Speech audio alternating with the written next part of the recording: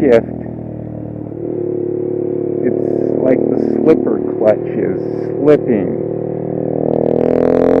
Still waiting for that clutch plate to come in so I can remove the slipper clutch.